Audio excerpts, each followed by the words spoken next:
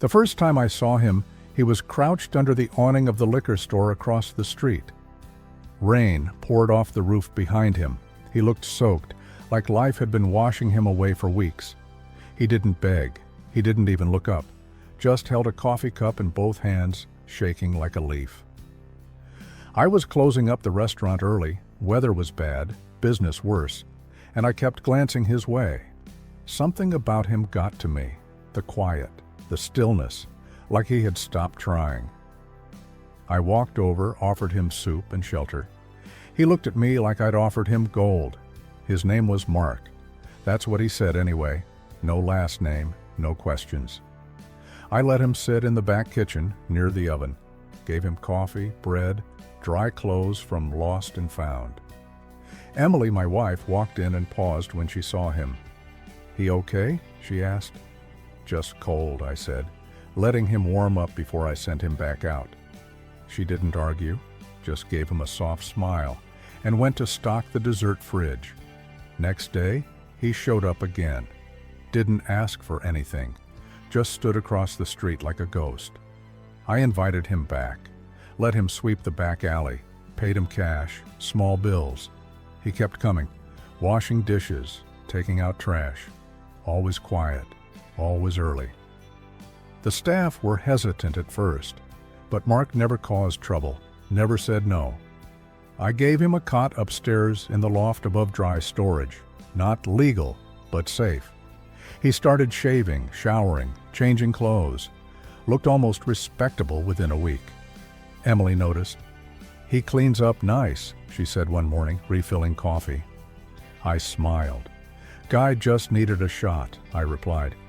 And I believed that. Mark started prepping during morning shifts. Knives, chopping boards, mise en place. He was fast, focused, almost too focused, like he was learning everything for a reason. We even let him close up a few nights, gave him keys, alarm codes. I trusted him. Emily began working more nights too, said she wanted to help, said it was nice to be part of something. Sometimes I'd find them laughing in the break room. Nothing dramatic, just laughter. One night I walked in and they went quiet. Mark looked down. Emily looked past me. That was the first flicker, the first sliver of doubt I felt. Like a draft under a locked door, but I shook it off. Paranoia kills good things, right? That's what I told myself. I kept trusting, kept giving him more shifts, more trust, more space. Mark started buying his own clothes, said he wanted to look the part. I gave him a raise. Emily brought in books for him, self-help, resume building, financial literacy. They'd sit and read after closing, heads together, whispering like school kids. I walked in one night and found them sitting close, not touching, but too close, too familiar. They laughed at something I didn't hear. Emily looked startled when she saw me. Mark stood up fast, like he'd been caught. "Just talking," he said, voice too bright. I nodded, said nothing. Just watched as he left through the back door, silent. Emily said I was being weird. "You're imagining things," she said. "He's just lonely." I smiled, but inside, something sharp and cold started growing, a kind of certainty. I started checking security footage after closing, just in case. At first, nothing. Then, one Tuesday night I saw her go upstairs. 10 minutes later, Mark followed. They didn't come back down for over an hour. I checked again. Thursday, Friday. Patterns formed like bruises under skin. Emily stopped coming home some nights, blamed exhaustion, said she fell asleep in the office. I asked nothing. I just started writing everything down, dates, times, behavior. I reviewed Mark's file again, fake ID. I had never verified it properly. I submitted his info to a background check service.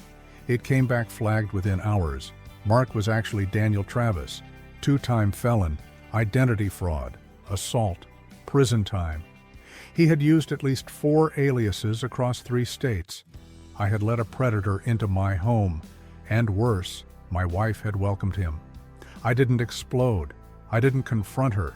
That's not my way. I made a plan. I printed the criminal report, took copies of the camera footage, created a private backup drive. I called an attorney, not for confrontation, for strategy. He reviewed everything and said, "You want revenge or results?" I said, "Both." He nodded. "Then don't say a word. Just keep watching. We'll make our move later." I stayed polite. I smiled at dinner. I hugged her goodbye like nothing had changed. But every smile was counted, every touch recorded. Emily stopped wearing her wedding ring, said her hand swelled during prep shifts. She bought new clothes, different perfume, a gym membership she never used. I watched her build a new life inside mine, slowly, boldly. One night she came home smelling like his cologne. She didn't even bother to hide it. That was the night I knew it was over, but not done. Not yet. The next morning, I moved our savings into a private account. She didn't notice. She thought I was clueless. But I had already started closing every door she thought she had open. I met with the fire marshal, mentioned concerns about unauthorized occupancy upstairs. An inspection was scheduled. Violations were found. The upstairs loft was condemned. Mark, Daniel, was forced to leave. Emily called it unfair and cruel. I just shrugged and said it was out of my hands. City enforcement, I said. 2 days later, I revoked his access codes, changed the locks, shut off his key fob. He tried to come back one night, pounded on the rear door. I watched from my office camera feed. Emily let him in. She still had her code. That was her final mistake. I called the police, reported an unauthorized entry, trespassing, interference with property. They showed up fast, found Daniel inside. He had priors. He went quietly. Emily screamed, "How could you?" I just said, "You gave him my life." I took it back.